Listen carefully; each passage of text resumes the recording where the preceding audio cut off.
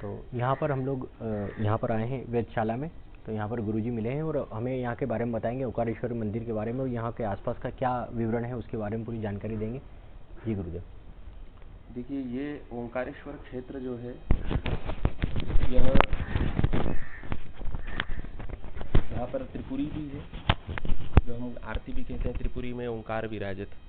यह ओंकारेश्वर पूरा ओम की आकृति का पूरा पर्वत है। चारों तरफ जलहरी के रूप में मां नर्मदा बह रही है। कावेरिका नर्मदयोपवित्रे समागमे सज्जनतारणाय सदैव मान्धा त्रिपुरे वसंतम ओंकारमीशम शिवमेकमीडे। हमारे शास्त्रों में प्रणव बिना ओंकार के कोई भी मंत्रों का उच्चारण नहीं होता। मांगल्यम पावनम धर्मम सर्व काम प्रसाधनम ओंकारम परमम मूलम सर्व मंत्रेषु नायकम। सारे मंत्रों का नायक जो है वो ओंकार है, वेद का मूल है, सृष्टि का मूल है। तो हमारी मूल साधनाओं का जो केंद्र रहा वो ओंकारेश्वर रहा। जब गंगा नहीं थी, उसके पूर्व जितने भी देवी और देवताओं के लिए, पितरों के लिए निमित्त जो किए जाने वाले कर्म थे, वो सब नर्मदा के तट पे होते थे। नर्मदा जो है वह कल्प कल्पों तक रहती है, उसका कभी विनाश नहीं होता। और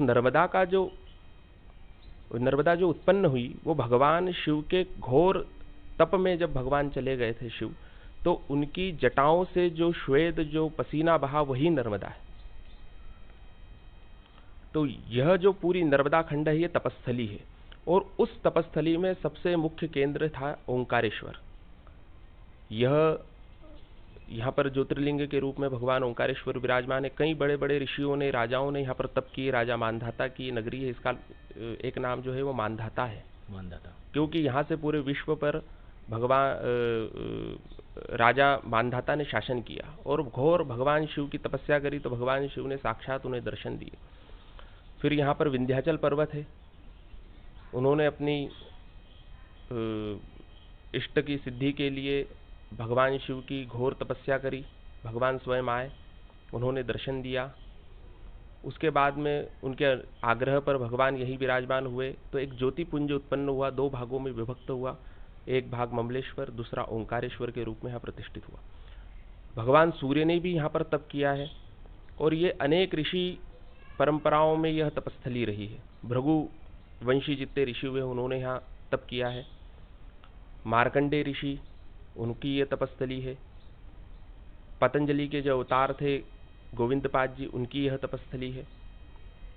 उसके बाद में शंकराचार्य जी, जो हमारे धर्म के, सनातन धर्म के पुनर्स्थापना करने में सबसे विशेष संतों में रहे हैं, तो भगवान शंकराचार्य जी की भी दीक्षा स्थली ओंकारेश्वर था। उसके बाद में निरंतर यह जो है साधनाओं का क्रम यहाँ चलता रहा। तो ये उन ऋषियों की परंपराओं के लिए, मूल साधना के तप के लिए यह विशिष्ट स्थान रहा है। उसी परंपरा में हमारे गुरु महाराज जो थे, उन्होंने यहाँ पर गायत्री की साधना करी। 8 पुरुष चरण उन्होंने यहाँ पर गायत्री के इसी स्थान पर करे, और वेद परंपरा, शास्त्र परंपरा के अनुरूप उन सिद्धांतों के आधार पर ही पूरा यहाँ पर उन्होंने गायत्री की साधना करी।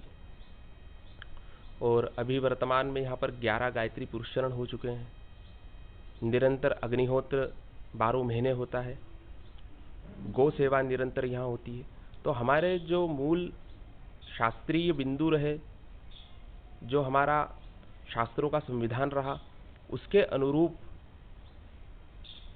इस ओंकारेश्वर में जो तप करता है उसका जो महत्व है, क्योंकि रेवा तटे तपम कुर्यात मरणम जाह्नवी तटे। तो विश्व में कहीं भी अगर तप करना हो तो रेवा का तट मुख्य है, और उसमें अगर मुख्य साधनाएं कुछ करना हो तो सभी बीजों में मूल बीज जो है वो ओंकार है।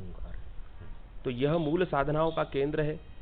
तो साधना की दृष्टि से, तपस्थलियों की दृष्टि से और विशेष तीर्थों की दृष्टि से ओंकारेश्वर बहुत ही महत्वपूर्ण है। तो यहाँ पर सात्विक तप होता है या तांत्रिक तप होता है, किस टाइप का तप? यहाँ पर सात्विक, जो क्योंकि भगवान शंकराचार्य जी ने भी जो अपना मत रखा वह अद्वैत मत था, और अद्वैत में मूल साधना ही हो सकती है। तो यहाँ पर जो मूल साधनाएं निराकार की और साकार से निराकार की ओर जाने की जो है, सारी कामनाएं जब हमारी समाप्त हो जाती है और केवल उस ब्रह्म की प्राप्ति के निमित्त यदि हम कोई तप करना चाहते हैं तो उसके लिए सबसे मुख्य स्थान जो है वो ओंकारेश्वर जी। तो यहाँ पर जो शिव जी का मंदिर है, यहाँ पर जैसे नर्मदा जी जब आती है तो ऐसा भी माना जाता है कि नर्मदा जी उनका वहाँ ऊपर तक आ जाती है, तो ऐसा कुछ चमत्कार भी होता है यहाँ पर? वो मान्यताएं हैं, कुछ भक्तों की अपनी विशेष मान्यताएं रहती है कि ऐसा हुआ। बाकी यहाँ पर पहले जो माँ नर्मदा का स्वरूप था वो डैम बनने के बाद तो बहुत ही विकृत हो गया, क्योंकि हमारी जो भी ऊर्जा शक्तियाँ रहती है उनको बाधित करना जो रहता है वो अशुभ माना गया है। अशुभ माना गया। ऊर्जा को सही दिशा में बहने देना ही, उसका मूल स्वरूप बचा के रखना ही मुख्य चीज है। अब यह जो है, ये सब जितनी नदियां हैं ये ऊर्जा के केंद्र हैं, इनको बाधित करना ये भी हमारे स्वार्थों के कारण हमने मनुष्यों ने बाधित करी है, उसके कारण भी बहुत प्रभाव पड़ा है। और बाकी कई ऐसे बड़े बड़े मंदिर, यहाँ सिद्धनाथ मंदिर है प्राचीन, यह भी इसको बूढ़ा ओंकार, आदि ओंकार कहते हैं। तो ऐसे कई विशेष स्थान है, कई विशेष वास्तुशिल्प कलाकृतियों के ऊपर यहाँ पर मंदिर बनाए गए हैं। तो मैं यहाँ पर जो प्रशासन के अधिकारी हैं उनसे भी निवेदन करना चाहूँगा कि जब भी किसी टाइप का आप विकास करें तो एक बार यहाँ पे जो हमारे गुरु जी हैं और जितने भी आप गुरु मानते हैं उनसे सलाह मशवरा ज़रूर करें, क्योंकि किसी भी ऊर्जा का ह्रास होना ये प्रकृति का नियम के विरुद्ध होता है और ऐसी चीज़ें नहीं करना चाहिए, क्योंकि इससे आध्यात्म भी खत्म होता है। अब जैसे ये ओंकारेश्वर में एक अलग ही आध्यात्म है, यहाँ पर उस आध्यात्म को बचाए रखना हम सबकी जवाबदारी है। तो हम केवल गुरुजी से परामर्श ले सकते हैं और जो भी अधिकारी है वो एक बार इनसे सलाह मशवरा करें और सलाह मशवरा करने के बाद ही परिवर्तन करें, क्योंकि परिवर्तन हमारे लिए बहुत बड़ा नुकसान का केंद्र हो सकता है। और मैं गुरुजी का धन्यवाद देना चाहूँगा कि इन्होंने इतनी जानकारी दी और बहुत ही अच्छा लगा हमें यहाँ पर। देखिए विकास जी, तीर्थों का विकास किस प्रकार से हो, क्योंकि तीर्थों का विकास होना चाहिए। हम सिटी का विकास, कोई शहर का विकास, महानगर का विकास किस प्रकार से करेंगे वो एक अलग विषय होगा। अगर हम तीर्थों का विकास चाहते हैं तो तीर्थों का विकास कैसा हो? तीर्थों का विकास होना चाहिए उसकी प्राकृतिक दृष्टि से, पौराणिक दृष्टि से और आध्यात्मिक दृष्टि से, क्योंकि आध्यात्म का मूल केंद्र ही तीर्थ है। यहाँ पर साधनाएं हुई, यहाँ पर किस प्रकार की परंपराएं चली है, उन परंपराओं का ध्यान में रखते हुए किस देवता की मुख्य साधना का स्थान रहा है। शिव की साधना का स्थान अलग है, कोई विष्णु भगवान के तीर्थ अलग हैं, जो 4 धाम बने हुए विष्णु भगवान के हैं, वैसे ही 12 ज्योतिर्लिंग जो है वो शिव के हैं। उसमें भी शिव के भी अलग अलग रूपों की अलग अलग स्थानों पर उपासनाएं हुई है। तो आध्यात्मिक रूप में भी उसका संरक्षण कैसे हो और प्राकृतिक दृष्टि से भी हम किसी वनों का, वन्य जीवों का किसी प्रकार से अहित ना करें। और कंस्ट्रक्शन करना ही एकमात्र उद्देश्य विकास का नहीं है। वहाँ पर जो पौराणिक धरोहरें हैं उनका संरक्षण कैसा हो, उन्हें कैसा वापस पुराने स्वरूप में लाया जाए, और वहाँ जो लोग आ रहे हैं वहाँ पर आने के बाद उनको उसी मूल रूप का जो है दर्शन हो, वैसी ही भावना वहाँ जागृत हो जिस प्रकार पुराने रूप में वो सब धरोहरें रही होगी, पुराना तीर्थ रहा होगा। क्योंकि पूरा ही अगर कंस्ट्रक्शन कर दिया तो शहर में और तीर्थ में अंतर क्या रह जाएगा? जो बड़ी बड़ी अट्टालिकाएं और बिल्डिंगें देखकर उनको छोड़कर जब कोई व्यक्ति तीर्थ में आया है तो वहाँ पर भी वही, और पूरा व्यापारीकरण अगर हो जाएगा तो वहाँ की महत्ता धीरे धीरे क्षीण हो जाएगी। तो वहाँ के आध्यात्मिक, पौराणिक और प्राकृतिक, ये तीनों दृष्टि को ध्यान में रखकर ही विकास हो। और तीनों के जो जानकार हैं, पूरे भारत में कई विद्वान लोग हैं, उन जानकारों से सलाह मशूरा करके फिर उस क्रम से एक नया नियम बनाया जाए कि किस प्रकार से तीर्थों का विकास हो। तो ये बहुत अच्छी जानकारी मिली हमें कि तीर्थों का विकास के लिए जो हमारे जितने भी विद्वान लोग हैं उनसे परामर्श जरूर करना चाहिए।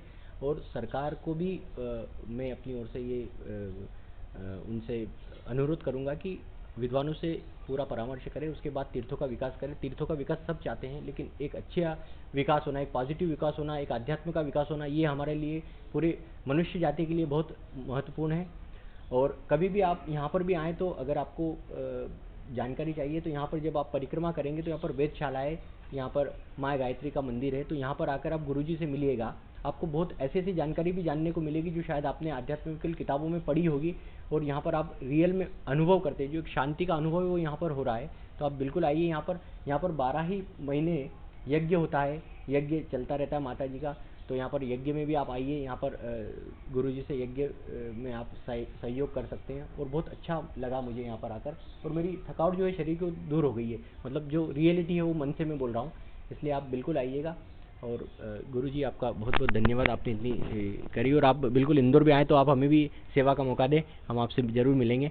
और ये एक प्रेम है जो बना रहता है, गुरु शिष्य का प्रेम हमेशा बना रहता है, और उसको बना के रखिए, क्योंकि देखिए गुरु के बिना ज्ञान नहीं मिलता है, तो ये बहुत अच्छी बात है। गुरु मिलेंगे तो ज्ञान मिलेगा, इसलिए कभी भी ऐसा नहीं सोचिए। आप आए, इनसे बात करेंगे तो आपको पता चलेगा कि गुरु में और कैसे गुरु रहते हैं, क्या रहते हैं, सारी चीज़ें जानकारी मिलती है।